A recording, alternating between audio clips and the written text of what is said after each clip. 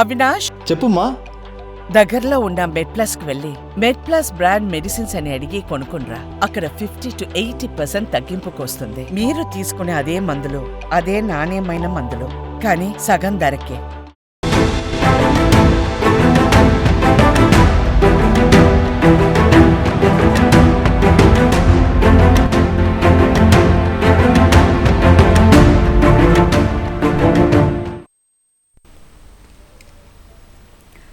Very good afternoon. Welcome to Swatantra mid day debate. తెలంగాణలో medical college సీట్ల దందాపై ED focus పెట్టింది. పీజీ మెడికల్ సీట్ల అవకతవకల ఆరోపణలపై దర్యాప్తు ముమ్మరం చేసిన ED Mallareddy medical college, Chelmeda Anandarao institute of medical science, MNR medical కాలేజీల ఆస్తులను అటాచ్ చేసింది.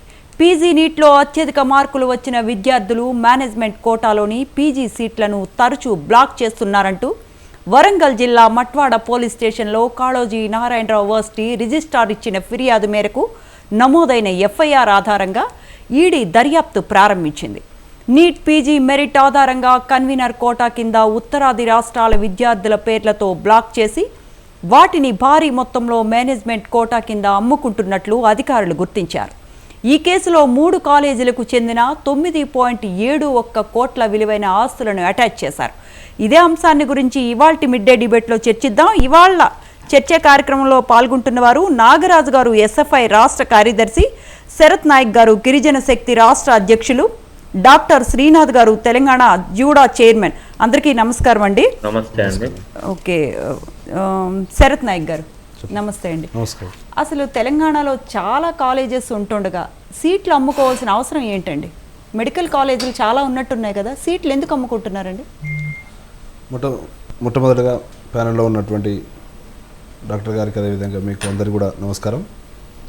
వాస్తవానికి ఏదైతే ఈ నీట్ మెడికల్ సీట్లకు సంబంధించినటువంటి దందా అయితే ఉందో గత కొంతకాలంగా కొనసాగుతున్నటువంటి దందనే. ఇక్కడ ప్రభుత్వం కానీ, కేంద్ర ప్రభుత్వం కానీ, మెడికల్ కౌన్సిల్ ఆఫ్ ఇండియా కానీ, ఇక్కడ ఉన్నటువంటి మన కాళోజీ నారాయణరావు హెల్త్ యూనివర్సిటీ కానీ ఏదైతే మేనేజ్మెంట్ కోటా సంబంధించి category 1, category A, category B, category C విధంగా డివైడ్ చేసి ఫీజులు ఏదైతే ఫీజు స్ట్రక్చర్ సంబంధించినటువంటి ప్రైవేట్ కళాశాలకు ఇచ్చినటువంటి రూల్స్ అండ్ రెగ్యులేషన్ని పాటించకుండా తక్కువ ర్యాంక్ వచ్చినటువంటి విద్యార్థిని ఫస్ట్ సీటు తెప్పించుకొని తర్వాత ఏదైతే కోట్ల రూపాయల ఒక్కొక్క సీటు, దాదాపు పీజీ సీట్ 2-3 కోట్లు ఒక సీట్ని అమ్ముకోవాలని చెప్పి, దాని తర్వాత అన్ని కేటగిరీకి సంబంధించినటువంటి కౌన్సిలింగ్ అయిపోయిన తర్వాత సీట్లను వేకెన్సీ ఆ విద్యార్థి అక్కడి నుంచి వెళ్ళిపోవడానికి ఏదో కారణం చెప్పి పంపించి, దాని తర్వాత ఆ వేకెన్సీని మళ్ళీ హెల్త్ యూనివర్సిటీకి సంబంధించినటువంటి దాంట్లో చూపించి వాళ్ళ యొక్క స్పాట్ అడ్మిషన్లకు సంబంధించి ఏ క్యాండిడేట్కి అయితే ముందే వాళ్ళు మాట్లాడుకొని పెట్టుకున్నారో ఆ క్యాండిడేట్కి సంబంధించినటువంటి కోట్లాది రూపాయలు తీసుకొని సీట్లు ఇస్తున్నటువంటి పరిస్థితి. వాస్తవానికి డాక్టర్ అనేటువంటి వృత్తి చాలా పవిత్రమైనటువంటి వృత్తి. ఎలాంటి కులాలు మతాలు సంబంధం లేకుండా ఇవాళ ఎవరు ఇబ్బందులో ఉన్నా కానీ వాళ్ళని కాపాడాల్సినటువంటి బాధ్యతగా అంత పెద్ద వృత్తిలో ఉన్నటువంటి డాక్టర్ సంబంధించినటువంటి చదువుకి ఇవాళ ఒక ఎంబీబీఎస్ కానీ, ఎండీ కానీ చేసినటువంటి ఏ డాక్టర్ అయినా సరే ఇవాళ వాళ్ళు నిజంగా దాన్ని చదివితేనే రేపు అక్కడికి వచ్చినటువంటి ఏ పేషెంట్కి సంబంధించినటువంటి దానికి వాళ్ళు న్యాయంగా వాళ్ళకు బతికించడానికి ప్రయత్నం చేస్తారు. కానీ కోట్లాది రూపాయలు పెట్టి ఇవాళ సీట్లు కొన్నటువంటి వాళ్ళు రేపు సమాజంలోకి వచ్చి ఏదైతే వైద్య విద్యని ఇవాళ కొన్ని ప్రైవేట్ కళాశాలలు వ్యాపారంగా మార్చుకొని ఇవాళ నిజంగా రావాల్సినటువంటి సీట్లని వాళ్ళ యొక్క డబ్బు కోసము, వాళ్ళ యొక్క ఏదైతే కళాశాలకు సంబంధించినటువంటి ఇవాళ డబ్బే ప్రాధాన్యంగా పెట్టుకొని కొంతమంది రాజకీయ నాయకులు ఇవాళ నడిపిస్తున్నటువంటి కళాశాలకు సంబంధించి ఇవాళ మల్లారెడ్డి కళాశాల కావచ్చు, ఎంఎన్ఆర్ కావచ్చు, ఇవాళ చెల్మెడ ఆనందరావు సంబంధించినటువంటి మెడికల్ కాలేజ్ కావచ్చు. సో ఇవన్నీ కూడా ఇవాళ ఇంకా చాలా కాలేజీలు ఉన్నాయి.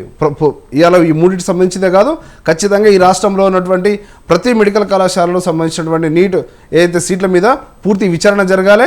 ఇవాళ ఈడీ అక్కడ ఇచ్చినటువంటి ఏదైతే హెల్త్ యూనివర్సిటీ సంబంధించినటువంటి రిజిస్ట్రార్ గారు ఇచ్చినటువంటి కంప్లైంట్ మీద ఇవాళ ఈడీ ఏ విధంగా అయితే ముందుకెళ్తా ఉన్నదో ఖచ్చితంగా దీని యొక్క పూర్తి విచారణ జరగాలి. నిందితుల్ని అరెస్ట్ చేయాలి. ఆ కళాశాలకు సంబంధించినటువంటి ఏదైతే గుర్తింపు ఉన్నదో దాన్ని రద్దు చేయాలని కూడా మేము విద్యార్థి సంఘాలుగా డిమాండ్ చేస్తూ ఉన్నాం. ఖచ్చితంగా ఈ యొక్క పవిత్రమైనటువంటి వృత్తికి ఇవాళ కష్టపడి ఇవాళ సమాజంలోకి వచ్చి నిజంగా వైద్య వృత్తికి న్యాయం చేసినటువంటి విద్యార్థులు చదువుకోవాలంటే చదువుకి ఇవాళ విద్యను వ్యాపారం చేస్తూ ఇవాళ వాళ్ళకి రావాల్సిన డబ్బు కోసము ఈ రకంగా పాల్పడుతున్నటువంటి వారి మీద కఠినంగా చర్యలు తీసుకోవాలి. వాళ్ళు దేశద్రోహులు. ఇవాళ నిజంగా అలాంటి వాళ్ళు ఎవరికైనా వస్తే బయటకు వచ్చినాక ఇవాళ ఎంతోమంది ప్రాణాలు విడిచేటువంటి పరిస్థితి ఉన్నది. కాబట్టి ఖచ్చితంగా రాష్ట్ర ప్రభుత్వం కూడా దీనికి సానుకూలంగా ఉన్నది. రేవంత్ రెడ్డి గారి ప్రభుత్వంలో వాళ్ళ హయాంలో ఇలాంటి ఏదైతే విషయాలు ఉన్నాయో ఖచ్చితంగా బయటకు వస్తాయి. ఏదైతే నిజంగా ప్రమాణాలను పాటించి విద్యార్థులకు న్యాయం చేయాల్సినటువంటి వ్యవస్థ ఉన్నదో ముందుకు జరగాలి. అదేవిధంగా మేము ఒకటి కోరుతా ఉన్నాం రాష్ట్ర ప్రభుత్వానికి, ఖచ్చితంగా ఏదైతే ఈ యొక్క మేనేజ్మెంట్ కోటా సీట్లు ఏవైతే ఉన్నాయో చివరి వరకు కూడా ఇలా స్పాట్ అడ్మిషన్ల పేరు మీద జరుగుతున్నటువంటి దందా స్కామ్లని పక్కన పెట్టాలంటే ఆ యొక్క బాధ్యత కూడా రాష్ట్ర ప్రభుత్వం తీసుకోవాలి. హెల్త్ యూనివర్సిటీ తీసుకొని వాళ్ళే స్వయంగా ఆ భర్తీ చేసినట్టయితే ఖచ్చితంగా ఇలాంటి విషయాలు కూడా తగ్గేటువంటి ఆస్కారం ఉన్నది. రైట్, శరత్ నాయక్ గారు డాక్టర్ శ్రీనాథ్ గారితో మాట్లాడతాం. డాక్టర్ శ్రీనాథ్ గారు, తెలంగాణ జూడా చైర్మన్, నమస్తే అండి. నమస్తే అండి. అయితే ఒక డాక్టర్ గా చెప్పండి, మెడికల్ సీట్లను ఫస్ట్ ఆఫ్ ఆల్ ఎలా కేటాయిస్తారు, ఎలా కేటాయించాలి? యాక్చువల్గా ఇక్కడ మన కౌన్సిలింగ్ ప్రాసెస్ అనేది ఆల్ ఇండియా 50% ఉంటుంది. అది ఎన్ఎంసి కండక్ట్ చేసేది కౌన్సిలింగ్. 50% సీట్స్ మొత్తం ఆల్ ఇండియా వాళ్ళు తీసుకోవచ్చు. మిగతా 50% సీట్లకు మాత్రమే మన కాలేజీ కేఎన్ఆర్ యూహెచ్ఎస్ కౌన్సిలింగ్ చేస్తుంది. దాంట్లో మెయిన్గా ప్రైవేట్ కాలేజెస్ ఒక కౌన్సిలింగ్ మాత్రం మన యూనివర్సిటీ చేతిలోనే ఉంటుంది. ఇక్కడ ఏమవుతుందంటే ఫస్ట్ కౌన్సిలింగ్లో తక్కువ సీట్లు, అంటే మాకు కేటగిరీ ప్రిఫరెన్సెస్ ఉంటాయి. నేను ఈ డిపార్ట్మెంట్లోనే నాకు మెడిసిన్లో ఇంట్రెస్ట్ ఉంటే మెడిసిన్లో సీట్ వచ్చే వరకు నేను కోచింగ్ తీసుకొని మెడిసిన్లో ఆ ర్యాంక్ 5000 ర్యాంక్ వస్తేనే నాకు మెడిసిన్లో సీట్ వస్తుంది. ఆ 5000 ర్యాంక్ వచ్చే వరకు ఎన్ని ఇయర్స్ అయినా కూర్చొని నేను సీట్ తెచ్చుకుంటా. కానీ ఇక్కడ ఏమవుతుందంటే 10,000 ర్యాంక్కి నీకు ఇక్కడ సర్జరీ సీట్ వస్తుంది. అప్పుడు కొంతమంది కన్సల్టెన్సీ వాళ్ళు, ప్రైవేట్ వాళ్ళు వేరే స్టేట్ నుంచి ఆ 10,000 ర్యాంక్ అతన్ని తీసుకొచ్చి ఇక్కడ కౌన్సిలింగ్లో పార్టిసిపేట్ చేపించి జాయిన్ చేపిస్తున్నారు ఫస్ట్ రౌండ్లోనే. ఇప్పుడు ఇక్కడ మన తెలంగాణలో ఉండే 10,001 ర్యాంక్ అంటే 10,001 వచ్చిన వాళ్ళకి ఆ సీట్ రాదు. కానీ ఆ వేరే స్టేట్లో ఉన్న వాళ్ళకి 10,000 అతనికి సీట్ వస్తుంది. ఆ సీట్ అతను ఎప్పుడు వదిలిపెడతాడంటే కౌన్సిలింగ్ ప్రాసెస్ మొత్తం అన్న అయిపోయిన తర్వాత, మాపప్ అయిన తర్వాత అతనితోని ఆ సీట్ ఎగ్జిట్ చేపిస్తారు.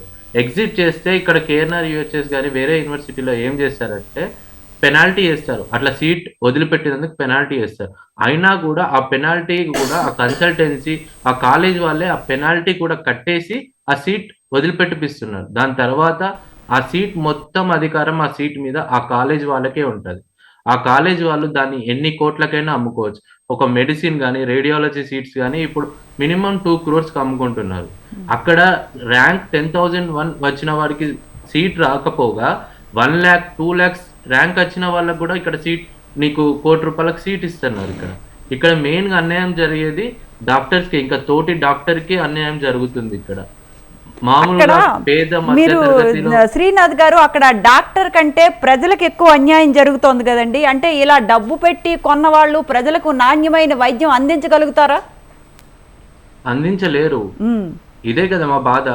ఇక్కడ ఆల్రెడీ ఉన్న వాళ్ళకు కూడా ఇట్లాంటి సీట్ బ్లాకింగ్ వల్ల ఇక్కడ మాతో పాటు ఎవరైతే కోచింగ్ తీసుకొని కొన్ని సంవత్సరాలు అక్కడ కూర్చొని కోచింగ్ తీసుకున్న వాళ్ళకు సీట్ రాకపోగా వేరే వాళ్ళకు ఫెయిల్ అయి వాళ్ళకి సీట్ రాకపోయినా కూడా, క్వాలిఫై కాకున్నా కూడా వాళ్ళకు మళ్ళీ ఈ మేనేజ్మెంట్ కోటాలో సీట్ దొరుకుతుంది. అప్పుడు ఈ హెల్త్ సిస్టమ్ అనేది పాడవుద్ది కదా ఆటోమేటిక్ గా. It will effect on public only. Last కి పబ్లిక్ ఎఫెక్ట్ అవుతున్నారు ఇక్కడ. అంటే ఎలా చేస్తే బాగుంటుంది అంటారు శ్రీనాథ్ గారు? అంటే ఇప్పుడు ఈ సీట్లు అమ్ముకోవటాన్ని మీరు ఎలా చూస్తారంటే కన్వీనర్ కోటా కింద కొన్ని, మేనేజ్మెంట్ కోటా కింద కొన్ని, అంటే ఎలా ఇది, అంటే ఈ ప్రాసెస్ అనేది అంటే ఇప్పుడు ఎలా స్టాప్ అవుతుంది? స్ట్రే వేకెన్సీ కూడా యూనివర్సిటీయే కండక్ట్ చేయాలి కౌన్సిల్. ఆ స్ట్రే వేకెన్సీలో మిగిలిన సీట్లు కాలేజీకి ఇవ్వద్దు. అవి కూడా యూనివర్సిటీయే కౌన్సిలింగ్ కండక్ట్ చేసి సీట్స్ ఇవ్వాలి. కాలేజ్ కి ఎలాంటి సంబంధం ఉండదు కౌన్సిలింగ్ ప్రాసెస్ లో. మొత్తానికి మేనేజ్మెంట్ కోటా మొత్తం యూనివర్సిటీ చేతిలోనే ఉండాలని కోరుకుంటున్నాను. రైట్, మళ్ళీ మీ దగ్గరకు వస్తానండి శ్రీనాథ్ గారు. ఒక్కసారి మనతో పాటు నాగరాజ్ గారు, ఎస్ఎఫ్ఐ రాష్ట్ర కార్యదర్శి జాయిన్ అయ్యారు. నాగరాజ్ గారు నమస్తే అండి. అంటే ఇప్పుడు మనకి శ్రీనాథ్ గారు చెప్పారు, అంటే అట్లా కాలేజీలకు ఇవ్వద్దు, యూనివర్సిటీలకే ఇవ్వాలి అని చెప్పి. అంటే ఈ ప్రాసెస్ అంటే ఎంతవరకు పాసిబుల్ అవుతుందండి? యాక్చువల్గా ప్రభుత్వం యూనివర్సిటీలు సంకల్పిస్తే ఈ ప్రాసెస్ ఏం పెద్ద కష్టమేం కాదండి. ఇక్కడ చాలా క్లియర్గా 2022లో ఆ రోజు ఉన్నటువంటి కేఎన్ఆర్యుహెచ్ యూనివర్సిటీ రిజిస్ట్రారు మట్వాడా పోలీస్ స్టేషన్లో పోలీస్ కేసు పెట్టిన తర్వాత మనీ లాండరింగ్ కేసుగా ఈడీ తీసుకొని 12 కాలేజీల మీద ఎంక్వైరీ చేసింది. ఇప్పుడు ఒక 3 కాలేజీలకు సంబంధించిన అటాచ్ చేసింది. ఇంకా కొన్ని కాలేజీల్లో కూడా ప్రధానంగా చర్యలు తీసుకోవాల్సిన అవసరం కూడా ఉంది. ఇక్కడ మేము ప్రభుత్వాన్ని కానీ లేదంటే ఈరోజు యూనివర్సిటీని కానీ ఒకటే కోరుతున్నామండి. ఎందుకు అనంటే డొనేషన్ల పేరుతో అలాగే సీట్లు బ్లాక్ చేసి ఆ సీటుని ఒక కృత్రిమంగా సీటు లేదు అనే ఒక డిమాండ్ని సృష్టించి కోట్ల రూపాయలు ఈరోజు మెడికల్ దందా నిర్వహిస్తున్నటువంటి పరిస్థితి ఉన్నది. ఇది ఫీజులు చెల్లించే దగ్గర కావచ్చు, లేదంటే కరీంనగర్ కోటా ఫీజు ఎంత ఉండాలి, బి కేటగిరీ ఎంత ఉండాలి, ఎన్ఆర్ఐ కోటా ఎంత ఉండాలి, లేదు ఆల్ ఇండియా కోటా సీట్లు పోను మిగతా 50% మన రాష్ట్రంలో యూనివర్సిటీ ఏదైతే హెల్త్ యూనివర్సిటీ నిర్వహించే కౌన్సిలింగ్ ప్రాసెస్ ఉంటుందో వాటి సీట్లు ఎంత ఉండాలనేది ఆన్లైన్లో పెట్టి ఫీజులు పెట్టి మరీ తీసుకునే పద్ధతి కూడా మెడికల్ ఎడ్యుకేషన్లో ఇప్పుడు ఉంది. అయినా సరే ఇక్కడ యూనివర్సిటీ అధికారులు లేదంటే ప్రభుత్వంలో ఉన్న కొంతమందిని వీళ్ళు ఆసరా చేసుకొని కొన్ని కోట్ల రూపాయలు ఈరోజు కన్సల్టెన్సీల ద్వారా కూడా ఎరేసి మరి తీసుకుంటున్న పరిస్థితి ఉన్నది. ఇందాక డాక్టర్ గారు చెప్పారు, శ్రీనాథ్ గారు, అది వాస్తవం కూడా. ఒక విద్యార్థిని ఇతర రాష్ట్రాల నుంచి డబ్బులు పెట్టి మరి నువ్వు వచ్చి నీకు ఒక 1000 ర్యాంక్ ఉంది లేదంటే 100 ర్యాంక్ ఉంది, నువ్వు మా రాష్ట్రంలో మా కాలేజీలో నువ్వు సీట్ ఎంచుకున్న తర్వాత పలానప్పుడు కూడా నువ్వు మాపప్ రౌండ్ అయిపోయిన తర్వాత ఎప్పుడు వెళ్ళాలో కూడా ముందే నిర్ణయం చేసి ఆ సీట్ ఇక్కడ సెలక్షన్ చేసుకున్నందుకు కూడా పలానా కాలేజీకి సమ్ ఆఫ్ అమౌంట్ కొన్ని కోట్ల రూపాయలు కూడా ఇస్తున్న పరిస్థితి ఉన్నది. ఈరోజు ఇన్ని కోట్ల రూపాయలు మనీ లాండరింగ్ కేసులో పట్టుబడ్డారంటే ఎన్ని కోట్ల రూపాయలు దీని పేరుతో తీసుకున్నారండి? 2 కోట్ల రూపాయలు ఉంటే 6 కోట్ల రూపాయలు తీసుకుంటున్నారు. నాకు తెలిసిన ఒక కాలేజీ కూడా ఉంది, ఒక ప్రైవేట్ కాలేజీ, ఒక పెద్ద ప్రముఖ రాజకీయ నాయకుడు కాలేజీ, మంత్రికి కూడా ఈ రాష్ట్రానికి పనిచేసినటువంటి కాలేజీ 12 కోట్ల రూపాయలకు గత సంవత్సరం ఈ పీజీ సీట్ అమ్మినటువంటి చరిత్ర కూడా వాళ్ళకు ఉంది. కాబట్టి దీని మీద స్పష్టంగా సీట్లని నింపే దగ్గర కానివ్వండి, లేదంటే ఆ వివరాలు ఎవరైతే తీసుకొని ఆ కాలేజీల నుంచి వాళ్ళు నింపిన వివరాలని యూనివర్సిటీ పంపుతారో, మీరు ఆ రాజకీయ నాయకుడి పేరు చెప్పండి, చెప్తే తెలుస్తుంది కదా, అంటే ప్రజలకు కూడా అవేర్నెస్ వస్తుంది. చెప్తామండి. ఇప్పుడు నేను చెప్పానండి, మంత్రిగా పనిచేశాడంటే బీఆర్ఎస్ లీడరు, అతను మెడికల్ కాలేజ్ మల్లారెడ్డి గారు ఉన్నారు, అజయ్ కుమార్ గారు ఉన్నారు, చాలా మంత్రులుగా ఉన్న వాళ్ళు కూడా ఉన్నారు, కాలేజీలు ఈ రోజు వ్యాపారం చేస్తున్న వాళ్ళు ఉన్నారు. అందుకోసమే ఇంత వ్యవస్థ జరుగుతున్నా సరే ఇప్పుడు ఈడీ కూడా అటాచ్ చేయడం ఇంకో ఈ పద్ధతిలో కాకుండా ప్రభుత్వం ఖచ్చితంగా వాళ్ళ మీద క్రిమినల్ కేసులు పెట్టాలి. వాళ్ళని కూడా ఎవరైతే ఎన్ని డబ్బులు సీటుకు మించి ఏదైతే ఫీజుకు మించి వసూలు చేసిన పరిస్థితి ఉందో తీసుకొని రావాల్సిన అవసరం కూడా బయట ప్రజల ముందు పెట్టాల్సిన అవసరం కూడా ఉంది. ఇప్పుడు వీళ్ళే రాజకీయ నాయకులు ఇంత డబ్బు సంపాదించిన వాళ్ళు ఇన్ని చేసిన వాళ్ళు రేపు ఎమ్మెల్యేలు నిలబడుతున్నారు, మంత్రులు అవుతున్నారు, వాళ్ళకున్న రాజకీయ పలుకుబడిని పవర్ను ఉపయోగించుకొని ఈ అక్రమాలన్నింటినీ ఇంకా పెంచుతున్న పరిస్థితి కూడా ఉంది. ఎందుకనంటే ఇప్పటికే మీకు తెలుసు, కరోనా అప్పుడు వైద్యం ఎంత విలువైందో మనం చూసాం, వైద్యులు ఎంత విలువైన వాళ్ళు మనం చూసాం. ఇట్లాంటి వాళ్ళు కొన్ని కోట్ల రూపాయలు పెట్టి సీట్లను కొనుక్కొని చదివినటువంటి వాళ్ళు రేపు వైద్య రంగంలోకి వచ్చిన తర్వాత ఈ వైద్యాన్ని మరింత కాస్ట్లీ చేస్తారు తప్ప పేద ప్రజలకి వైద్యం చేసే పరిస్థితి ఎక్కడ ఉండదు. అందుకే వైద్య విద్య అనేది కూడా ప్రభుత్వం చేతిలో ఉండాలి. ప్రభుత్వం చేతిలో ప్రధానంగా యూనివర్సిటీలే ఈ కౌన్సిలింగ్ ప్రాసెస్ నిర్వహించాలి. ఏ ఒక్క వేకెన్సీ నింపుకునే ప్రయత్నం కూడా ఇది ప్రైవేట్ కాలేజీలకు అసలు ఇవ్వకుండా ఉండాలనేది కూడా మేము చెప్తున్నాం. ఇప్పుడు 3 కాలేజీలు బయటికి ఈడీ అటాచ్ చేశారు, ఇంకా 9 కాలేజీలు ఉన్నాయి, వాళ్ళు ఇంకా ఎంక్వైరీ చేస్తున్నారు. ఆ 9 కాలేజీల పాత్ర మీద కూడా చాలా త్వరగా దీన్ని ఎంక్వైరీ చేయాలని కూడా మేము ప్రధానంగా ఎస్ఎఫ్ఐ నుంచి డిమాండ్ చేస్తూ ఉన్నాం.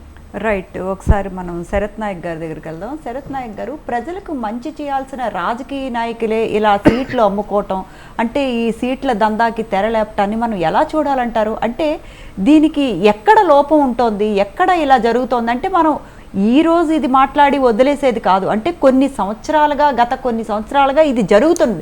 అంటే ఇన్ఫ్యాక్ట్ చెప్పాలంటే ఇది ఓపెన్ సీక్రెట్ అండి, అందరికీ తెలుసు. కానీ ఎందుకని దీని మీద చట్టాలు కానీ లేకపోతే సంబంధిత రాజకీయ నాయకులు కానీ సంబంధిత అధికారులు కానీ ఎందుకని ఎవ్వరు చర్యలు చేపట్టట్లేదు? ఇప్పుడు మన మల్లారెడ్డి గారు ఒక డైలాగ్ గుర్తొచ్చింది, పూలు అమ్మినా పాలమ్మినా ఇప్పుడు సీట్లు అమ్ముతున్నా అనే రకంగా ఇలా విచ్చలవిడిగా ఇలా గవర్నమెంట్ ల్యాండ్స్ కబ్జా చేస్తూ 100 ఎకరాలు ఇలా అక్కడ ఓన్లీ డబ్బు మాత్రమే నేను సంపాదించాలి అని చెప్పి ఆయన వాళ్ళ అల్లుడు నిలబడ్డా, ఆయన కొడుకు నిలబడ్డా 100 కోట్లు పెట్టి ఇవాళ అధికారం నాకు కావాలి, నేను ఎక్కడ అధికారం ఉంటే అక్కడ నేను పైసలు ఇచ్చి నా సీట్ తెచ్చుకుంటా. ఇవాళ ఈ విద్య మీద ఇంజనీరింగ్ కాలేజీలు కానీ అని తర్వాత ఇలా మెడికల్ కాలేజీలు కానీ ప్రతి దగ్గర ఎంబీబీఎస్ సీట్లలో కానీ మేనేజ్మెంట్ కోటా విషయంలో విచ్చలవిడిగా ఇలాంటి రాజకీయ నాయకులు చాలామంది ఉన్నారు. ఇంతకుముందు అన్న చెప్పినట్టు ఏదైతే పువ్వాడ అజయ్ గారి కాలేజ్ ఇక్కడ కూడా, మమతా కాలేజ్ ఇక్కడ కూడా ఉంది, ఖమ్మంలో ఒకటి ఉంది. సో వీళ్ళు ఏం చేస్తున్నారంటే ఇవాళ అక్కడ ఈ విద్యా పేరు మీద వ్యాపారం చేస్తూ 100 కోట్లు 1000 కోట్లు సంపాదించుకొని రాజకీయంలోకి వచ్చి పలుకుడు సంపాదించి ఆ ప్రభుత్వంలో ఎవరినో ఒకరు మేనేజ్ చేసి చేస్తున్నటువంటి పరిస్థితి ఉన్నది. కానీ ఒక్కసారి మానవతా దృక్పథంతో ఆలోచన చేయాల్సినటువంటి అవసరం కూడా ఉన్నది. ఇప్పుడే అనుకోకూడదు, బట్ మల్లారెడ్డి గారికి ఏదైనా సమస్య వస్తే ఈయన అమ్మినటువంటి సీటే ఎక్కడో ఒక దగ్గర సమస్య వచ్చినటువంటి పిల్లగాడు డాక్టర్గా ఉంటే నిజంగా డాక్టర్ వృత్తి సరిగా చేయగలుగుతాడా? కాబట్టి కనీసం మీరు ఒకసారి ఆ విజ్ఞతతోనే ఆలోచనలు చేయాలి. ఎవరైతే ప్రైవేట్ కళాశాలను నడుపుతున్నటువంటి మేనేజ్మెంట్ ఏవైతే ఉన్నారో వాళ్ళు కూడా ఒక మానవతా దృక్పథంతో ఆలోచన చేయాల్సినటువంటి అవసరం ఉన్నది.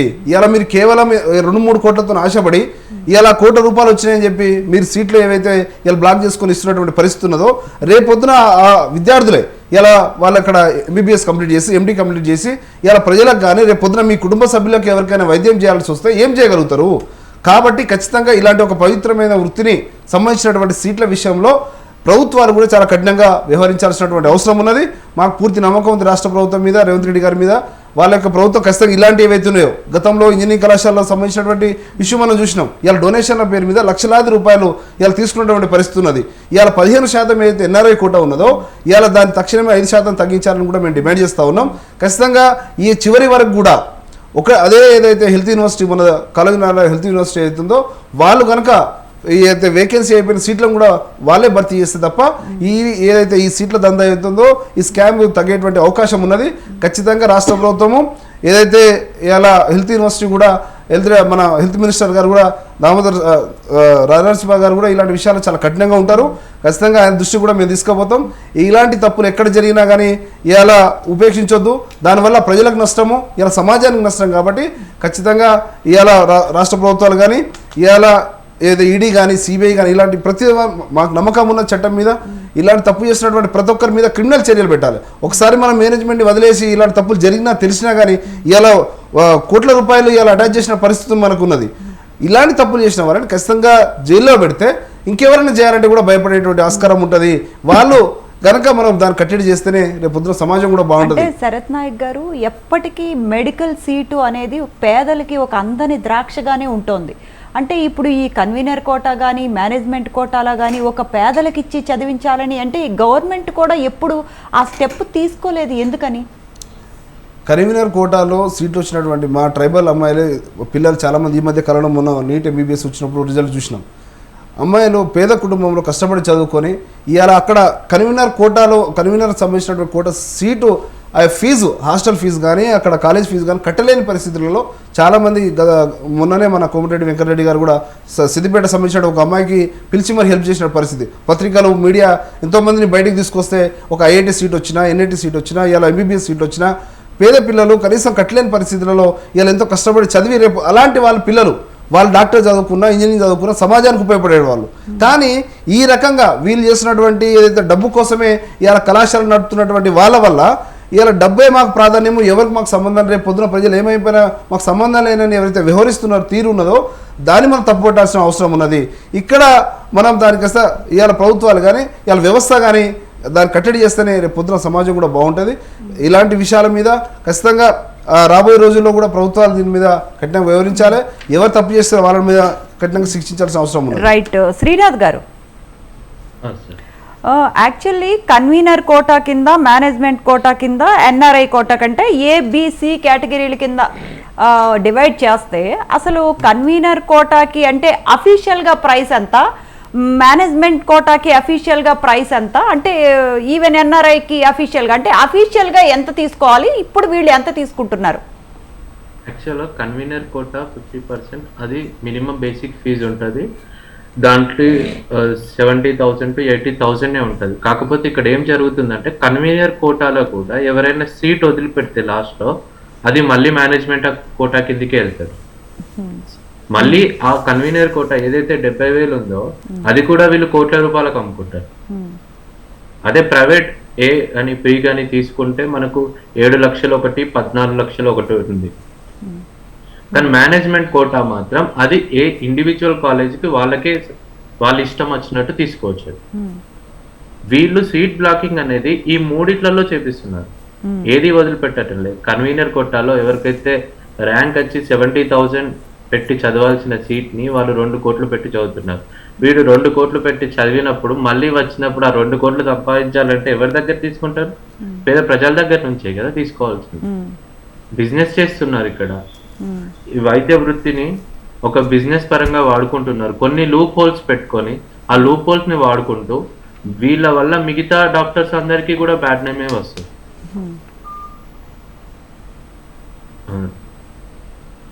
ఏదైనా కౌన్సిలింగ్ ప్రాసెస్ మొత్తం యూనివర్సిటీ చేతిలోనే ఉండాలి.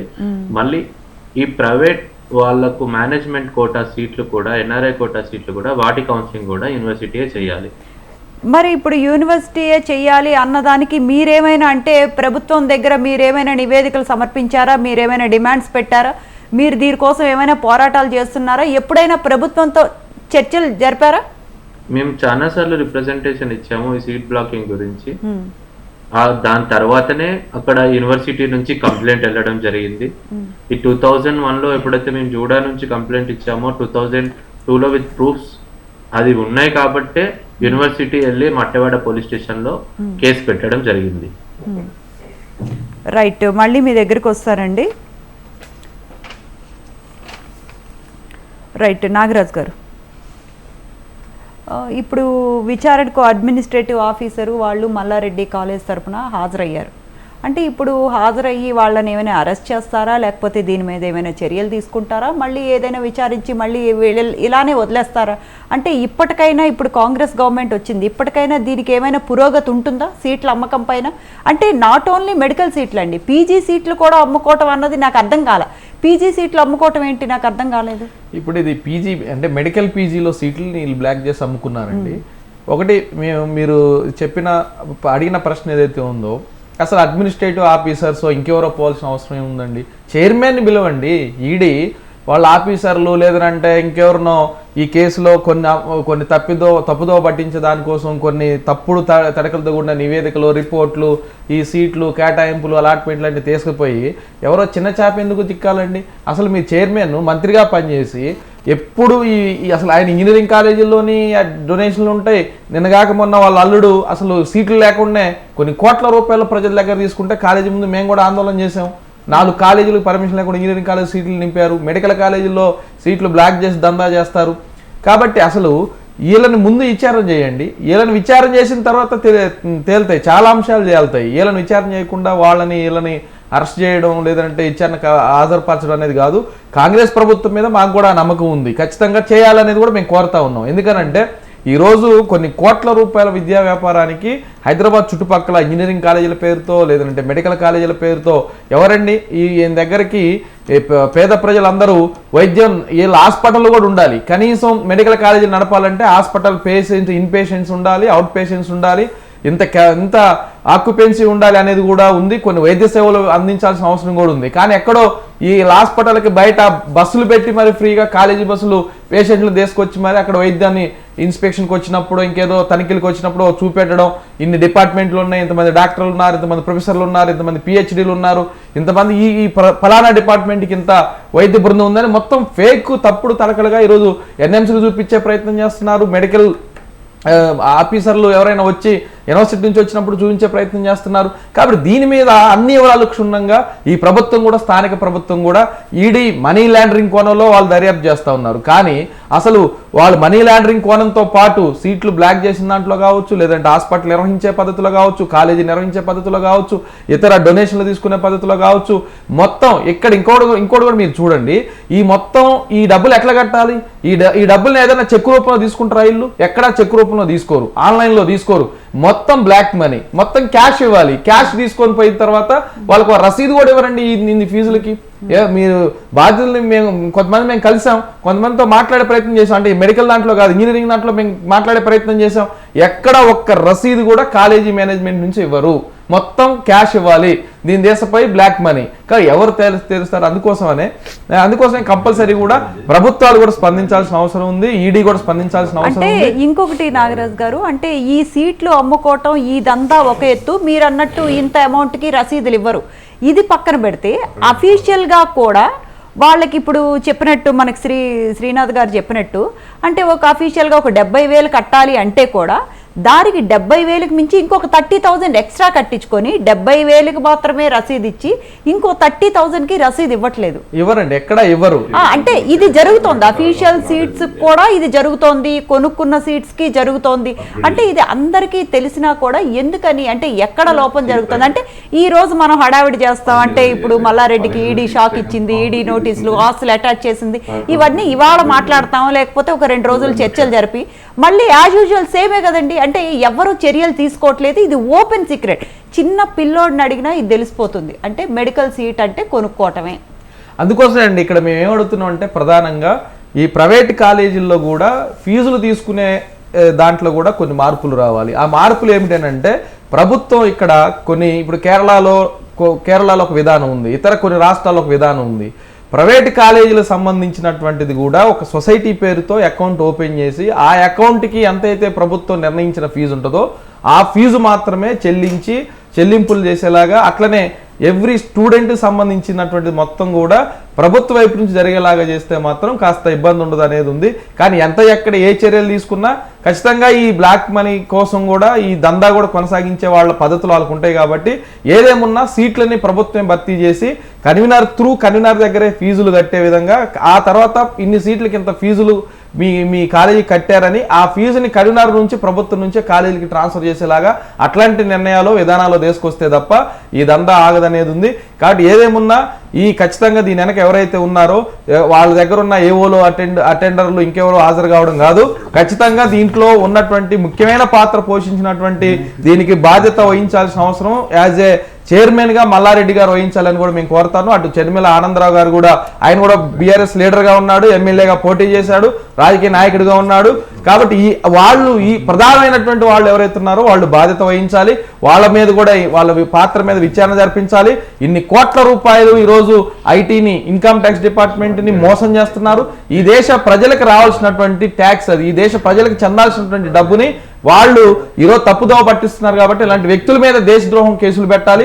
వాళ్ళ కాలేజీలు అన్నింటి మీద ఈడీ దాడులు చేయాలి. ఖచ్చితంగా విచారణ జరిపించి ఆస్తులు ఇతరత్ర ఏ ట్రాన్సాక్షన్ జరపకుండా ఈ కేసులు తేలిన తర్వాతనే మిగతా ఆస్తులు, ట్రాన్సాక్షన్స్, బ్యాంక్ అకౌంట్ నిర్వహణ మొత్తం కూడా ప్రభుత్వం చేయగలిగితే ఖచ్చితంగా ఇది బయటికి రావడానికి అవకాశం ఉంటుంది. ఇప్పుడు ఈడీ రైట్స్ జరిగాయి, ఈడీ కొన్ని ఆస్తులను అటాచ్ చేసింది. ఎవరైనా పొలిటీషియన్స్ ఎవరైనా ఇప్పటి వరకు రెస్పాండ్ అయ్యారా అండి?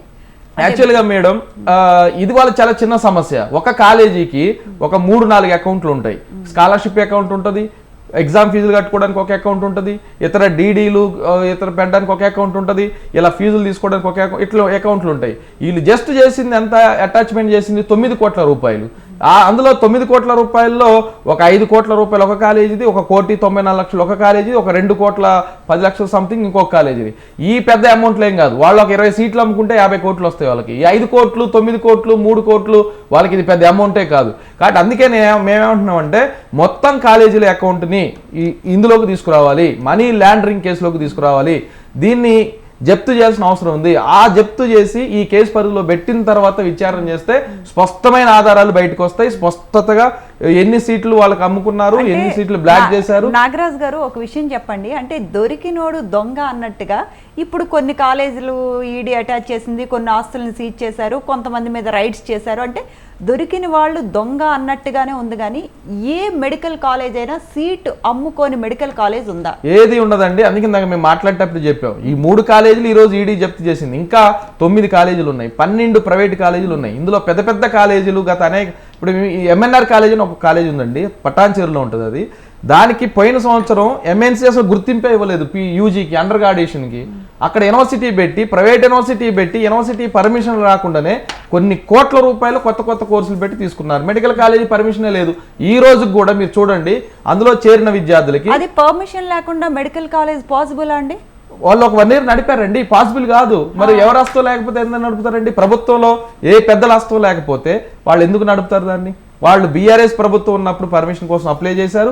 బీఆర్ఎస్ ప్రభుత్వ హయాంలో 1 సంవత్సరం పాటు దాని పర్మిషన్ లేకుండా యూనివర్సిటీని నడిపారు. కొన్ని కోట్ల రూపాయలు విద్యార్థుల నుంచి వసూలు చేశారు. ఇప్పుడు వాళ్ళు కొన్ని పర్మిషన్ తెచ్చుకున్నారు. ఎవరైనా అక్కడ MBBS లో చేరి మాకు ఇది నచ్చలేదు కాలేజీ మేము బయటకు వెళ్ళిపోతామనంటే 5 సంవత్సరాల ఫీజు మొత్తం ముందే కట్టిన తర్వాతనే వాళ్ళు నో అబ్జెక్షన్ సర్టిఫికేట్ కేఎన్ఆర్ యూహెచ్కి ఇస్తున్నారు, హెల్త్ యూనివర్సిటీకి ఇస్తున్నారు.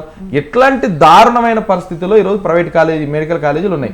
అందులో ఇప్పుడు డాక్టర్ గారు మాట్లాడారు, శ్రీనాథ్ గారు లాంటి వాళ్ళు, అక్కడ వాళ్ళు ప్రైవేట్ మెడికల్ కాలేజీలో యూనియన్ పెట్టుకునే రైట్ లేదు, స్టూడెంట్లు ప్రశ్నించే రైట్ లేదు. ఎందుకంటే ఎవరైనా ఒక యూనియన్ పెట్టి ఈ ఫీజు ఏంటి, మార్క్స్ ఏంటని అంటే వాళ్ళకి ఇంటర్నల్ మార్క్స్ కట్ చేస్తారనే భయం, లేకపోతే వాళ్ళని ఫెయిల్ చేస్తారనే భయం, లేదంటే ఇంకో పద్ధతిలో బ్లాక్ మెయిల్ చేసే పద్ధతులు ఈరోజు మెడికల్ కాలేజీలో ఉన్నాయి. కాబట్టి దీని మీద స్పష్టమైన విచారణ ED money laundering case ED చేస్తున్నప్పటికీ ఈ ప్రభుత్వం, తెలంగాణ ప్రభుత్వం కూడా అన్ని రకాల పర్మిషన్ల మీద, అనుమతుల మీద, ఫీజులు తీసుకుంటున్న డబ్బుల మీద, రసీదులు, ట్యాక్స్ కడుతుంది అంతా అన్ని వివరాల మీద సమగ్రమైన విచారణ జరిపించినప్పుడు మాత్రమే ఇదంతా కనీసం కొద్ది మేరకైనా ఆగడానికి అవకాశం ఉంటుంది అనేది మాకు రైట్. నాగరాజ్ గారు, మళ్ళీ మీ దగ్గరకు వస్తాను. శరత్ నాయక్ గారు, ఇప్పుడు నాగరాజ్ గారు చెప్పినట్టు అంటే ఎక్కడో అంటే ఒక పేదవాడికి చాలా ఆశ ఉంటుంది, అంటే మెడికల్లో జాయిన్ అవ్వాలి, మెడికల్ సీటు అంటే నేను ఎంబీబీఎస్ చేయాలి, డాక్టర్ అవ్వాలి అంటే వాళ్ళ ఆశలని, వాళ్ళ కళల్ని ఆసరాగా చేసుకొని అంటే ఈ దందా సాగిస్తున్నారు. అంటే మళ్ళీ అక్కడ ప్రశ్నిస్తే ఇప్పుడు నాగరాజ్ గారు చెప్పినట్టు ఇంటర్నల్ మార్క్స్ తగ్గించడం కానీ అంటే ఎలా చూడాలంటారు? అంటే వాళ్ళ ఆశలతో వీళ్ళు బిజినెస్ చేయటాన్ని అంటే కొంచెం కూడా న్యాయం అనిపించట్లేదా వాళ్ళకి? అంటే అన్యాయం అనిపించట్లేదా? న్యాయంగా అనిపిస్తోందా? అంటే ఎంత అంటే మనం ఎన్ని మాట్లాడుకున్నా వేస్ట్ అండి. అంటే ఇవాళ ఈ చర్చ ఇంకా ఇది క్లోజ్, ఎందుకంటే నెక్స్ట్ ఇంకొక స్టెప్ ఉండదు. ఫర్దర్గా ఇవాళ అటాచ్ చేశారు, మళ్ళీ రేపటి నుంచి నార్మలే, మళ్ళీ రేపటి నుంచి దందాలే. అంటే మనం అంటే రాజకీయ నాయకుల్లో కూడా ప్రక్షాళన జరగాలంటారా? వాళ్ళ దాంట్లోనే ఫస్ట్ మొదటగా మార్పు రావాల్సినటువంటి అవసరం ఉన్నది. ఇవాళ డబ్బే కాదు, ఇవాళ మనం కొంత సమాజానికి సేవ చేయాలి. ప్రతి కాలేజ్ కూడా ఇక మనం చూసినట్టయితే బయట కాలేజ్ పేరు ఒకటి కనిపిస్తుంది, కానీ సొసైటీ అని చెప్పి రిజిస్ట్రేషన్ చేసుకుంటారు. వాస్తవానికి సొసైటీ అని ఎందుకు రిజిస్ట్రేషన్ చేసుకుంటారంటే రేపు పొద్దున గవర్నమెంట్ నుంచి కానీ తర్వాత ఎక్కడైనా వాళ్ళు ఏదైనా తీసుకోవాలంటే ఖచ్చితంగా ఎగ్జామ్షన్స్ ఉంటాయి. ఐటీ విషయంలో కానీ తర్వాత దాని విషయంలో వాళ్ళు సొసైటీగా రిజిస్ట్రేషన్ చేసుకొని చేసేదంతా మాత్రం మొత్తం డబ్బు మీదనే ఆశపడి చేస్తున్నటువంటి పరిస్థితి. ఇలా మనం చూస్తే ఇలా స్కూల్ ఎడ్యుకేషన్ నుంచి మొదలు పెడితే హైయర్ ఎడ్యుకేషన్లో కావచ్చు, ఇలా మెడికల్ ఎడ్యుకేషన్ కానీ ఇంజనీరింగ్ దాంట్లో కానీ పూర్తిగా ఇంటర్ కాలేజీల విషయంలో మనం చూసినాం.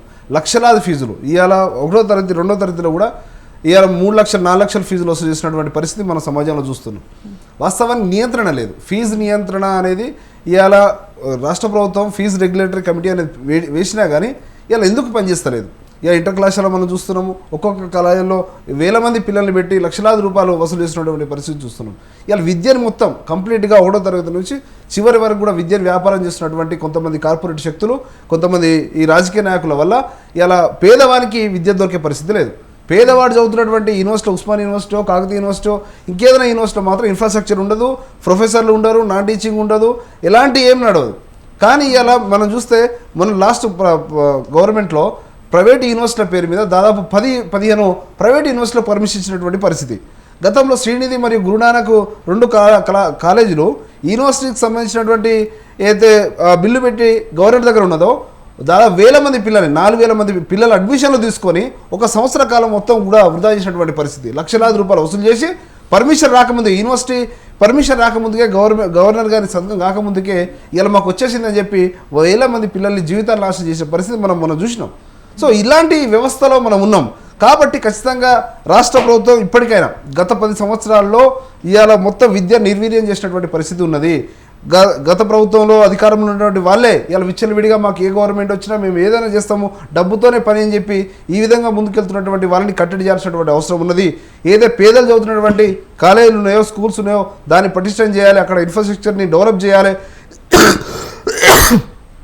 ఈ రకంగా ఇవాళ వ్యవస్థని, ఇవాళ ప్రభుత్వాన్ని మోసం చేసినటువంటి వారి మీద ఖచ్చితంగా కఠిన చర్యలు తీసుకోవాలి. వాళ్ళని కేసులు పెట్టి జైల్లో పంపుతూనే రేపు పొద్దున ఇంకేవడం తప్పు చేయాలంటే భయపడతారు. కాబట్టి ప్రభుత్వం మీద చాలా పెద్ద బాధ్యత ఉన్నది. కాబట్టి దాన్ని నెరవేర్చి ఇవాళ రేపు పొద్దున రోల్ మోడల్గా దేశంలో కూడా ఇవాళ తెలంగాణ ప్రభుత్వం ఈ విధంగా చేసినటువంటి మెడికల్ కళాశాల విషయంలో ఇవాళ వాళ్ళని జైలు పంపింది. రేపు పొద్దున అది మొత్తం దేశం మొత్తం పాకితే కూడా దేశంలో ఎక్కడ కూడా ఇలాంటి తప్పులు జరగకుండా ఉంటుంది. కేంద్ర ప్రభుత్వం కూడా దీని మీద దృష్టి సారించినటువంటి అవసరం ఉన్నది. ఎందుకనంటే ఇలా ఏదైనా సరే మా అక్కడికే మనం చేరాల్సినటువంటి అవసరం ఉంది కాబట్టి వాళ్ళు కూడా దీని మీద ఈడీ కానీ సిబిఐ కానీ పూర్తి విచారణ జరిగి వాళ్ళందరినీ కూడా తప్పు చేసినటువంటి ప్రతి ఒక్కరిని శిక్షించాలి. జరుగుతుంది అనుకుంటున్నారా? ఇప్పటి వరకు ప్రభుత్వం ఎటువంటి యాక్షన్ తీసుకుందండి? వాస్తవానికి ఇలాంటి విషయాలు గత 10 సంవత్సరాల్లో కూడా జరిగినాయి, కానీ ఏ రోజు కూడా చర్చ జరగాలి. కానీ ఇప్పుడే ఈ 10 నెలల సంవత్సర కాలంలోనే ఇవాళ ఈ విధంగా ఒక రిజిస్ట్రార్ గారు వెళ్ళి అక్కడికి ఆయనకు వచ్చినటువంటి ఫిర్యాదుల మీద గతంలో కూడా చాలా ఫిర్యాదులు చాలామంది అక్కడ ఉన్నటువంటి వీసీలకి రిజిస్ట్రార్కి వెళ్ళినాయి, కానీ ఎవరు కూడా ముందుకు వచ్చి వాళ్ళు కంప్లైంట్ ఇచ్చిన పరిస్థితి లేదు. కానీ ప్రభుత్వంలో ఒక రిజిస్ట్రార్ గారు అక్కడ ఆయనకు వచ్చినటువంటి ఫిర్యాదుల మీద కంప్లైంట్ చేస్తే ఇక్కడ వరకు ముందుకు వచ్చింది. ఇక పూర్తి బాధ్యత ప్రజల నుంచి వస్తున్న విమర్శ ఏంటంటే అందరూ దొంగలు అయినప్పుడు ఎవరు చర్యలు తీసుకుంటారు అని అంటున్నారు. అంటే ప్రభుత్వంలో ఉన్న వాళ్ళు కానీ అధికారులు కానీ లేకపోతే విద్యా వ్యవస్థలో ఉన్న విద్యా అధికారులు కానీ అందరూ దొంగలు అయినప్పుడు ఎవరు యాక్షన్ తీసుకుంటారండి? నిజంగా కొంత ప్రజల్లో ఉన్నటువంటి మాట వాస్తవం మీరు చెప్పినట్టు, దాన్ని అధిగమించాల్సినటువంటి బాధ్యత ప్రభుత్వాల మీద ఉన్నది. మనం ఎంతసేపు మనం మాట్లాడుకున్నా అది వాళ్ళు తీసుకున్నటువంటి డిసిషన్, అధికారులే కదా ఇలా చేస్తూ ఉన్నారు, వాళ్ళని కూడా శిక్షించాల్సిన అవసరం ఉన్నది. వాళ్ళ ఆస్తుల మీద కూడా పూర్తి విచారణ జరగాలి.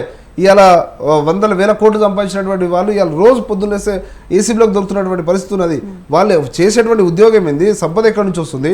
వాళ్ళు ఇలా ప్రైవేట్ కళాశాలతో కుమ్మక్కై విచ్చలవిడిగా పర్మిషన్ ఇస్తూ అక్కడ ఉన్నటువంటి లోపోల్స్ని వాడుకొని వాళ్ళకి సహాయం చేస్తూ ఉన్నారు. కాబట్టి వాళ్ళందరినీ కూడా బయటికి తీసుకురావాల్సిన బాధ్యత ప్రభుత్వం మీద ఉన్నది. విచారణ సంస్థలు ఏవైతే ఉన్నాయో ఖచ్చితంగా వాళ్ళందరినీ కూడా విచారించాలి, వాస్తవాలు బయటికి తీసుకురావాలి, ఇలా ప్రభుత్వ విద్యల్ని కాపాడాలని చెప్పి కూడా కోరుతా ఉంది. రైట్. శ్రీనాథ్ గారు వినపడుతోందా అండి? వినిపిస్తుంది. శ్రీనాథ్ గారు, యాక్చువల్లీ మనం చూసినట్లయితే విదేశాలకు వెళ్ళి ఎక్కువ అంటే మెడిసిన్ చదివిన విద్యార్థులు ఎక్కువ, అంటే ఇండియా నుంచి వెళ్ళిన విద్యార్థులు ఎక్కువైపోయారు. అంటే ఎందుకండి విదేశాలకంటే ఫిలిప్పీన్స్ చూసుకున్నా లేకపోతే చిన్న చిన్న ఇవి చూసుకున్నా కూడా ఎందుకు విదేశాలకు వెళ్ళి చదువుకోవాల్సిన అవసరం ఏముంది? విదేశాల్లో చదివిన వాళ్ళు డైరెక్ట్గా ఇక్కడికి వచ్చి చేసేయచ్చా? మళ్ళీ దీనికి మళ్ళీ ఎంట్రన్స్ ఏమైనా రాయాలా? ఎక్కడైనా మనం ఎంబీబీఎస్ గ్రాడ్యుయేషన్ డిగ్రీ తీసుకుంటే ఏ కంట్రీకైనా, నువ్వు ఇండియాలో మనం ఇండియాలో చదివినా యుఎస్కి వెళ్ళాలంటే అక్కడ ఎగ్జామ్ క్వాలిఫై అయితేనే మనం ఎలిజిబుల్ అవుతాం, అక్కడ డాక్టర్స్ అవుతాం. అలానే యుఎస్ వాళ్ళు ఇక్కడికి రావాలన్నా కూడా వాళ్ళు మన ఇండియన్ ఎగ్జామ్ రాసి క్వాలిఫై అయ్యి మన ప్రాక్టీస్ చేసే సర్టిఫికెట్ తీస్తారు, మనకు రిజిస్ట్రేషన్ చేస్తారు. ఇది ప్రాసెస్. అంటే ఇప్పుడు నీట్ ఇక్కడ మనకి ర్యాంక్ రాలేదనుకోండి, విదేశాల్లో వెళ్ళి మనం చదువుకోవచ్చా? అది నీట్ క్వాలిఫై అయిన వాళ్ళకే ఛాన్స్ ఉంటుంది, నీట్ క్వాలిఫై కాకపోతే ఛాన్స్ ఉంటుంది. ఓకే, నీట్ క్వాలిఫై అయ్యాము, క్వాలిఫై అయ్యి మనం యుఎస్లో వెళ్ళి మెడిసిన్ చదువుకోవాలనుకున్నాము, మళ్ళీ ఇక్కడికి వచ్చి ప్రాక్టీస్ చేయాలంటే మళ్ళీ ఇంకో ఎలిజిబిలిటీ ఎంట్రన్స్ టెస్ట్ ఏమైనా ఉంటుందా? ఉంటుంది తప్పనిసరిగా. మరి అంత దానికి ఎందుకు అక్కడికి వెళ్ళి చదువుకుంటున్నారండి? అంటే పేద విద్యార్థులు కూడా చాలా అప్పులు చేసి వెళ్ళి అక్కడ చదువుకోవాల్సిన అవసరం ఏముంది? ఇక్కడ గవర్నమెంట్ ఏం చేస్తోంది అంటే ఇక్కడ అందరి ద్రాక్షలా ఉందనేనా అక్కడికి వెళ్తోంది, లేకపోతే మెడికల్ కాలేజీలు తక్కువ ఉన్నాయా? రీసెంట్ గా మన ముందు ఒక 10 years బ్యాక్ మెడికల్ కాలేజ్ తక్కువ ఉండేది వాస్తవం. ఇప్పుడు అవసరానికి మించినన్ని మెడికల్ కాలేజీలు ఉన్నాయి మన తెలంగాణలో. ఒక పాత తెలంగాణ ఏపీలో ఉన్నప్పుడు మన తెలంగాణలో 4 గవర్నమెంట్ మెడికల్ కాలేజీలు ఉంటాయి. ఎప్పుడైతే నేను ఎంసెట్ రాశానో అప్పుడు 4 గవర్నమెంట్ మెడికల్ కాలేజీలు ఉంటాయి. ప్రస్తుతం ఓన్లీ ఓల్డ్ వరంగల్ డిస్టిక్ లోనే 6 గవర్నమెంట్ మెడికల్ కాలేజెస్ ఉన్నాయి. అంటే ప్రతి డిస్టిక్ ఒక మెడికల్ కాలేజ్ అయ్యింది ఇప్పుడు. అయినా కూడా కాంపిటీషన్ పెరుగుతుంది, జనాభా పెరగడం వల్ల కాంపిటీషన్ పెరుగుతుంది. ఇంతకుముందు మన WHO ప్రకారం 1000 members కి ఒక డాక్టర్ ఉండాలి, కానీ రీసెంట్ స్టడీస్ ఏం చెప్తుందంటే మన ఇండియాలో నెక్స్ట్ 2-3 years కి 800 members కి ఒక డాక్టర్ అవుతున్నాడు. అంటే డాక్టర్స్ కూడా పెరిగిపోతున్నారు. అంటే వాళ్ళు నిజమైన డాక్టర్స్ ఏనా అండి? వాళ్ళు కష్టపడి నీట్లో ర్యాంక్ సాధించి పీజీ సీట్లు కష్టపడి తెచ్చుకున్న వాళ్ళేనా, లేకపోతే కొనుక్కున్న వాళ్ళు కూడా ఉన్నారా? అందులో కొనుక్కున్న వాళ్ళు కూడా 15% ఉంటారండి. ఇంకోటి, ఇక్కడ మీరు మనీ లాండరింగ్ గురించి మాట్లాడుతున్నారు. ప్రైవేట్ కాలేజ్లో ఓన్లీ సీట్ బ్లాకింగ్ లో కాదు, స్టైఫండ్ అని ఉంటుంది పీజీకి. స్టైఫండ్ మేము గవర్నమెంట్, నాది కాకతీయ మెడికల్ కాలేజ్లో చదువుతున్నాను నేను, నాది ఫైనల్ ఇయర్ పీజీ. మాకు 64,000 స్టైఫండ్ వస్తుంది. ప్రైవేట్లో చదివే వాళ్ళకు కూడా అంతే. ఎన్ఎంసి ప్రకారం గవర్నమెంట్ ఎంత ఇస్తుందో ప్రైవేట్ కాలేజ్లో పీజీ కూడా అంతే 64,000 రావాలి. కానీ ఈ ప్రైవేట్ మేనేజ్మెంట్ ఏం చేస్తుందంటే వీళ్ళతో ఒక అకౌంట్ క్రియేట్ చేపిస్తుంది. ఫస్ట్ వీళ్ళు జాయిన్ అవ్వాలంటే ఒక బ్యాంక్ అకౌంట్, వాళ్ళు చెప్పిన బ్యాంక్లోనే అకౌంట్ తీసుకోవాలి, ఖాళీ చెక్స్ అంటే ఎంటీ చెక్స్ మీద వాళ్ళు సైన్ చేసి ఇవ్వాలి. 36 అంటే వీళ్ళ 36 నెలలు ఏదైతే కోర్స్ ఉంటుందో అన్ని చెక్స్ వాళ్ళకి ఇవ్వాలి. ప్రతి నెల అందులో స్టైఫండ్ వేసినట్టు వేస్తారు, వాళ్ళే డ్రా చేసుకుంటారు. అంటే ఒక్క పీజీ మీద ప్రతి నెల 60,000 రూపాయలు బ్లాక్ మనీగా బ్లాక్ మనీ వైట్ అవుతుంది. మీకు వేసిన స్టైఫండ్ కూడా సేమ్ అదే రీతిలో వాళ్ళు డ్రా చేసుకుంటున్నారా అండి? మీకు మాది గవర్నమెంట్ కాలేజ్ అండి, మాది government college. Okay, corporate colleges. Okay, private colleges లో వరంగల్ కాకతీయ అన్నారు మీరు. Kakatiya, Warangal Kakatiya medical college. కానీ ప్రైవేట్ కాలేజ్ లో స్టైఫండ్ ఎక్కడ రాదు, వాళ్ళు బయటికి వచ్చి చెప్పలేరు. మాకు గవర్నమెంట్ కాలేజ్ లో మాకు అసోసియేషన్స్ ఉంటాయి, జూనియర్ డాక్టర్స్ అసోసియేషన్స్ ఉంటాయి, కానీ వాళ్ళు అలాంటి అసోసియేషన్లు కూడా పెట్టుకోలేరు. వాళ్ళకు ఎక్కడ వాళ్ళు ఏది చెప్తే అక్కడ వాళ్ళు ఫెయిల్ చేస్తారు ఎగ్జామ్ లో. లాస్ట్ టైం మేమే ఒక కామినేని కాలేజ్ అమ్మాయి మేనేజ్మెంట్ కి అపోజిట్ కి వెళ్ళిందంటే తను థియరీ ఎగ్జామ్ లో పాస్ అయింది. థియరీ ఎగ్జామ్ లో వాళ్ళ అదే నాగరాజ్ గారు కూడా ఇందాక అదే మెన్షన్ చేశారు, అంటే అట్లా చేస్తూ ఉన్నారని. చెప్పండి. థియరీలో అందరికన్నా ఎక్కువ మార్కులు వచ్చిన అమ్మాయి ప్రాక్టికల్లో అదే వాళ్ళ కాలేజ్ మేనేజ్మెంట్ చేసే దాంట్లో ఫెయిల్ అయింది తను. అంటే థియరీలో ఫెయిల్ అయినా ప్రాక్టికల్లో ఫెయిల్ అయినా తను ఫెయిల్ అయినట్టు. మళ్ళీ థియరీ ఎగ్జామ్ రాయాలి, ప్రాక్టికల్ ఎగ్జామ్ రాయాలి తను. సో ఈ భయంతో ప్రైవేట్ కాలేజ్ లో చదివే వాళ్ళు ఎవరు మేనేజ్మెంట్ కి అపోజిట్ గా పోరు. వాళ్ళకి స్టైఫండ్ రాదు అని చెప్తారు, కానీ కంప్లైంట్ ఇవ్వడానికి భయపడతారు. ఇది ప్రస్తుతం జరుగుతున్నది. అయితే శ్రీనాథ్ గారు, విదేశాలకు వెళ్ళి ఎక్కువగా ఎందుకు మెడిసిన్ చదువుతున్నారు? అది ఇక్కడ సీట్స్ రాకపోవడం వల్ల విదేశాలకు వెళ్ళి చదువుతున్నారు. అంతేనండి? సీట్స్ ఇక్కడ రాకపోవటం మీన్స్ అంటే ఇప్పుడు ఉన్న అంటే దందా మూలంగా కూడా వాళ్ళు వెనకబడినట్టు అనుకోవచ్చా, లేకపోతే నిజంగానే వాళ్ళు అంటే వాళ్ళకి నిజంగా ర్యాంక్ రాక వెళ్ళి చదువుకుంటున్నారా? ఆ కౌన్సిలింగ్ అనేది గ్యాంబ్లింగ్ ప్రాసెస్. వాళ్ళకి రావాల్సింది కూడా వేరే వాళ్ళు బ్లాక్ చేయొచ్చు. ఆ ఒక్క ర్యాంక్ తో మిస్ అయింది, నేను డాక్టరే చేయాలనుకున్న వాళ్ళు పోయి డాక్టర్ అక్కడ మెడిసిన్ పూర్తి చేసుకొని వచ్చి ఇక్కడ మళ్ళీ ఎంట్రన్స్ ఎగ్జామ్ రాసి అలాంటి వాళ్ళు ఉన్నారు. ఊరికే పేరెంట్స్ ఫోర్స్ తో వెళ్లే వాళ్ళు కూడా ఉన్నారు. ఇప్పుడు జస్ట్ ఫారెన్ నుంచి ఎంబీబీఎస్ చేసిన వాళ్ళు ఇక్కడ పాస్ పర్సెంటేజ్ ఇయర్ కి 15%. 100 మెంబర్స్ రాస్తే ఓన్లీ 15 మందే పాస్ అవుతున్నారు. రైట్ శ్రీనాథ్ గారు. ఒకసారి నాగరాజ్ గారు, అయితే విద్యను మనం ఫ్రీగా అందించాలి లెక్క ప్రకారం. అలాంటి విద్యను ఈ కోట్లలో దందాలు చేసేస్తూ ఉన్నారు. అంటే కార్పొరేట్ కాలేజెస్ వచ్చిన తర్వాత ఈ దందా ఎక్కువైంది అనుకోవచ్చా అండి? వాస్తవం అండి, మీరు అన్నది వాస్తవం. కార్పొరేట్ ప్రైవేట్ సెక్టార్ ఎప్పుడైతే విద్యారంగంలోకి వచ్చారో వాళ్ళకి సేవ లేకపోతే ఇంకేదో ఉండదు. వాళ్ళు కాలేజీ పెట్టుకున్నదే డబ్బులు సంపాదించడానికి, ధనార్జనే వాళ్ళ ప్రధానమైన ధ్యేయం. డబ్బులు సంపాదించాలి, ఆ కాలేజీలు నడపాలి, దానికోసమే వాళ్ళు కొన్ని ఎక్కువ సీట్లు పెంచుకోవాలి. లేకపోతే మా కాలేజీల ప్రచారం గురించనో ఇంకోటనో వాళ్ళు ఎందుకు చేస్తారని చెయ్యరు. ఇక రెండవది, ఈ కాన్సెప్ట్లోనే వాళ్ళు సీట్లు బ్లాక్ చేసే ప్రయత్నం చేస్తున్నారు, సీట్లను మరిన్ని తెచ్చుకునే ప్రయత్నం చేస్తున్నారు, లేదంటే ఇంకో రూపంలో ప్రధానంగా ఎట్లయినా సరే మొత్తం సీట్లు నింపుకునే ప్రయత్నం కూడా చేస్తున్నారు. అట్లా చేస్తున్నారు కాబట్టి ఎక్కువ అనుమతులు పొందాలని మీరు పరిశీలన చేస్తే ఎక్కడైనా ఒకసారి ఇంకో రిక్వెస్ట్ కూడా నేను చేస్తున్నా స్వతంత్ర టీవీకి, ఎప్పుడైనా సరే మీరు ప్రైవేట్ మెడికల్ కాలేజీలకు అప్లికేటెడ్గా ఉన్నటువంటి కాలేజీ బిల్డింగ్స్ కావచ్చు, హాస్పిటల్స్ కావచ్చు, మీరు ఒకసారి పరిశీలన చేసి రండి. ఎక్కడ కూడా కనీసం ఎన్ఎంసి నిబంధనలకి అనుగుణంగా 100% లేకపోయినా కనీసం 50% కూడా నిబంధనలకి అనుగుణంగా నడిచే కాలేజీలు లేవు. ఎక్కడో వాటికి అసలు ఈ మధ్యన సిద్దిపేట జిల్లాలో కూడా 2 కాలేజీలు కొత్త కాలేజీలు వచ్చినాయి. అక్కడ విద్యార్థులందరూ ఆందోళన చేశారు. అప్పుడే బిల్డింగ్లు కడుతున్నారు, ఇంకో పక్క క్లాసులు నడుస్తూనే ఉన్నాయి. హాస్టల్స్ ఉండవు, లేదనంటే అక్కడ విద్యార్థులు ఇన్ఫ్రాస్ట్రక్చర్ ఉండదు, ఒక మేనేజ్మెంట్ ఉండదు. ఎవరో ఒక నార్త్ ఇండియన్ తీసుకొచ్చి అక్కడ ప్రిన్సిపల్గానో ఇంకేదో పెడతారు. ఈ లోకల్ వాళ్ళకి వాళ్ళ భాష అర్థం కాదు, వాళ్ళకి వీళ్ళ భాష అర్థం కాదు, లోపలికి ఏలో ఉండదు. రెండోది ర్యాగింగ్, విపరీతంగా లోపల ర్యాగింగ్ ఉంటుంది. ఆ ర్యాగింగ్ చేస్తున్నారని ప్రైవేట్ మేనేజ్మెంట్ చెప్పినా పట్టించుకోరు. విపరీతమైన ర్యాగింగ్, మాకు తెలిసిన విద్యార్థులు కూడా 2-3 కంప్లైంట్లు వచ్చినాయి. అక్కడ పోతే సార్ అనే పిలవాలి, లేకపోతే వాళ్ళు రికార్డులు రాయాలి, ఇంకోటి రాయాలి. ఇట్లాంటి ఘటనలు జరిగినప్పుడు కూడా కనీసం మేనేజ్మెంట్లు బయటికి రానియవు. ఎందుకు రానియవు అని అంటే ఈ వాతావరణం అక్కడ ఉందని తెలిస్తే వాళ్ళ కాలేజీలో విద్యార్థులు చేరరు, ర్యాగింగ్ జరుగుతుందంటే చేరరు, లేదంటే వాళ్ళ వ్యాపారానికి గండి కొట్టే ప్రయత్నం ఉంటుంది కాబట్టి బయటకు వచ్చే ప్రయత్నం ఉండదు. ఇక రెండోది, ఇందాక మీరు అడుగుతూ విదేశీ విద్య గురించి అడిగారు ఒక ప్రశ్న శ్రీనాథ్ గారిని. విదేశీ విద్య ఎందుకు పెరుగుతుందండి? ఈరోజు రష్యా కావచ్చు, చైనా కావచ్చు, సెంట్రల్ అమెరికా కావచ్చు, లేకపోతే ఉక్రెయిన్ కావచ్చు, నిన్న మొన్నటిదాకా ఇప్పుడు యుద్ధం జరుగుతుంది కాబట్టి పోవట్లేదు, ఫిలిప్పీన్స్ కావచ్చు, ఈ అన్ని దేశాలకే భారతదేశం నుంచి పోయే వాళ్ళ సంఖ్య పెరుగుతుంది. ఎందుకు పెరుగుతుంది అని అంటే ఇక్కడ ఇన్ని కోట్ల రూపాయలు ఒక సీటు, కొన్ని గణాంకాలు, కొన్ని సర్వేల ప్రకారం భారతదేశం నుంచే మెడిసిన్ చేయడానికి వెళ్తున్న వాళ్ళ సంఖ్యనే ఉన్నాయి. ఇక్కడ మెడిసిన్ చేయడానికి పోతున్నారు, ఇక్కడ హాస్టల్స్ అక్కడ పోయి నడుపుతున్న వాళ్ళు కూడా ఉన్నారు. కన్సల్టెన్సీ, దీంట్లో పెద్ద కన్సల్టెన్సీ వ్యవస్థ జార్జియాకి పెరిగింది, వియత్నానికి పెరిగింది, క్యూబాకి పెరిగింది, చాలా దేశాలకు ఇక్కడ నుంచి పోతున్నారు.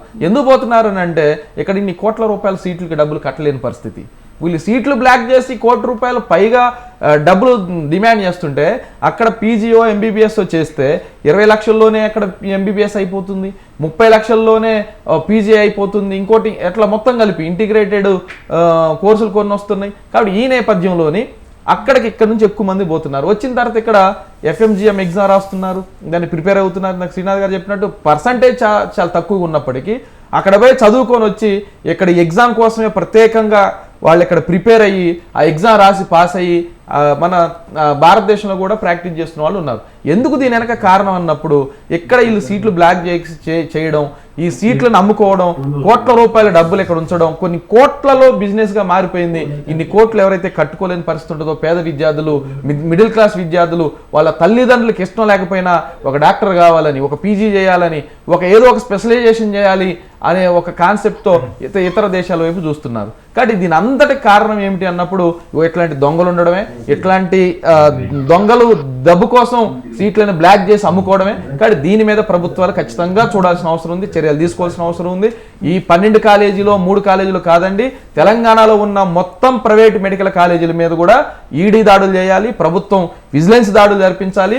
ప్రతి అకౌంట్ని క్షుణ్ణంగా విచారించిన తర్వాతనే వాళ్ళకి మళ్ళీ రేపు వచ్చే విద్యా సంవత్సరానికి లైసెన్స్ ఇవ్వాలి, రెన్యువల్ చేయాలి. కాబట్టి అట్లా చేయకుండా ఈడీ దాడులు జరిగినా ఇంకోటి జరిగినా మళ్ళీ వచ్చే సంవత్సరం కూడా మెడికల్ కాలేజీలు వాళ్ళు అప్లికేషన్ రెన్యువల్ చేసుకోవాలి. ఎక్కడో NMCలో వాళ్ళు ఎవరినో ఒక అధికారిని మేనేజ్ చేస్తారు, పర్మిషన్ తెచ్చుకుంటారు, పర్మిషన్ తెచ్చుకొని మళ్ళీ ఇది చేస్తారు. అందుకే మేము తల్లిదండ్రులకు కూడా చెప్తున్నాం, మీరు ఇన్ని కోట్ల రూపాయలు పెట్టి ఈ దొంగలను బతికించే ప్రయత్నం చేయకండి, ఈ కాలేజీల్లో చేర్పించే ప్రయత్నం చేయకండి. కాబట్టి ఈ తల్లిదండ్రులు కూడా ఈ కాలేజీల్లో చేర్పించకుండా కోట్ల రూపాయలు అడిగితే నిర్భయంగా ప్రభుత్వానికి, ఏసీబీకి, పోలీసులకి కంప్లైంట్ చేయండి. ఎవరైనా 1, 2, 3 రెట్లు డబ్బులు డిమాండ్ చేస్తే పోయి కాలేజీల మీద కంప్లైంట్ చేయండి అథారిటీలకి. ఆ రూపంలో ఈ తెలంగాణలో విద్యారంగాన్ని రక్షించండి అని మేము తల్లిదండ్రులు కూడా విజ్ఞప్తి చేస్తాం. శరత్ నాగరాజు గారు పోలీసులకు కంప్లైంట్ చేయమంటున్నారు అంటే గవర్నమెంట్లో ఉన్న రాజకీయ నాయకులే ఇలా చేస్తూ ఉన్నారు అంటే ఎలా ఇది నిరూపిస్తారు? అంటే మీడియేటర్స్ త్రూ ఇవన్నీ దందా చేస్తున్నట్లు తెలుస్తోంది. అంటే ఈ సీట్లు అమ్మకానికి కూడా మీడియేటర్స్, అంటే ఇది ఎలా ప్రూవ్ చేస్తారండి? జనరల్గా ఏదైతే కన్సల్టెన్సీలు ఉన్నాయో వాళ్ళు ముందే మాట్లాడుకొని ఎవరికైతే బాగా ఇంట్రెస్ట్ ఉన్నటువంటి పిల్లల్ని కానీ పేరెంట్స్ని కానీ వాళ్ళకి ఆశ ఏంటంటే మాకే తక్కువ దొరుకుతుందేమో అని వాళ్ళని మేనేజ్ చేయడం, మళ్ళీ బయట చెప్తే మా పిల్లవాడు చదువుకోలేకపోతాడేమో, పిల్లవాళ్ళకు ఒక మైండ్ సెట్ తయారైపోతుంది. ఇప్పుడు నేను మెడిసినే చేయాలి, నా ఫ్రెండ్స్ మెడిసిన్ చేస్తున్నారు, అందరికి సీట్ వచ్చింది, నేను ఖచ్చితంగా చేయాలని పట్టుబట్టడం వల్ల అక్కడ ఏదైతే వాళ్ళ పేరెంట్స్ ఉన్నారో వాళ్ళకు ఉన్నటువంటి ఆస్తులో ఏమో చేసి వాళ్ళతో కన్సల్టెన్సీలు మాట్లాడుకొని అక్కడ కన్సల్టెన్సీ మేనేజ్మెంట్తో మాట్లాడి వాళ్ళ షేర్ వాళ్ళు తీసుకొని వాళ్ళ పర్సెంటేజ్ వాళ్ళు మాట్లాడుకొని మళ్ళీ బయటికి చెప్తే ఇలా సీట్ పోయే పరిస్థితి. కాబట్టి పేరెంట్స్ వాస్తవానికి కోట్లాది రూపాయలు పెట్టి నిజంగా మన పిల్లల్ని ఎవరికైతే నిజంగా సీట్ రాలేదో అలాంటి పిల్లవాళ్ళని ఇలాంటి ప్రైవేట్ మెడికల్ కాలేజీలు పంపడం వల్ల నిజంగా మనం మంచి డాక్టర్ని తయారు చేయగలుగుతామా? ఆ విషయంలో పేరెంట్స్ ఆలోచన చేయాలి. రేపు పొద్దున డాక్టర్గా నిజంగా చదువుకోకుండా బయటకు వస్తే ఎవరికి ప్రయోజనం? మీకు ప్రయోజనం ఉండదు, మీ కుటుంబానికి ప్రయోజనం, సమాజానికి ప్రయోజనం ఉండదు. కాబట్టి అలాంటి మనస్తత్వంతో తల్లిదండ్రులు కూడా ఆలోచన చేయాలి. పిల్లలు కూడా అనవసరంగా నేను ఇది చదవలేకపోతే నేను జీవితం లేదు అనే దానికంటే కొంత కౌన్సిలింగ్ కూడా వాళ్ళకి అవసరము. ఏదైతే వాళ్ళు ఇంటర్మీడియట్ చదువుతున్నప్పుడు ఖచ్చితంగా అక్కడ కౌన్సిలర్స్ని కానీ సైకియాట్రిస్ట్ని కూడా తీసుకెళ్లి అలాంటి కౌన్సిలింగ్ ద్వారా కూడా పిల్లలకి ఏదైతే ఇంట్రెస్ట్ ఉందో అటు ముందు తీసుకెళ్లేటువంటి బాధ్యత. ఎట్లాంటి ఆరోపణలు వచ్చిన కాలేజీలకి అసలు మేనేజ్మెంట్ కోటాలో సీట్లు నింపే అవకాశం ఇవ్వద్దు ప్రభుత్వం. కరీంనగర్ కోటాకు మాత్రం అవకాశం ఇవ్వాలి. చూద్దామండి, ఇప్పటికైనా ప్రభుత్వం స్పందించి ఇప్పటికైనా యాక్షన్ తీసుకుంటుందో, అంటే పేద విద్యార్థుల ఆశలు కళల్ని నిజం చేస్తుందో లేదో చూద్దాం. ఇవాళ చర్చా కార్యక్రమంలో పాల్గొన్నవారు నాగరాజు గారు SFI రాష్ట్ర కార్యదర్శి, శరత్ నాయక్ గారు గిరిజన రాష్ట్ర అధ్యక్షులు, డాక్టర్ శ్రీనాథ్ గారు Telangana JUDA chairman, Thank you all for your time and inputs. That's all for today's midday debate. Stay tuned to Swatantra.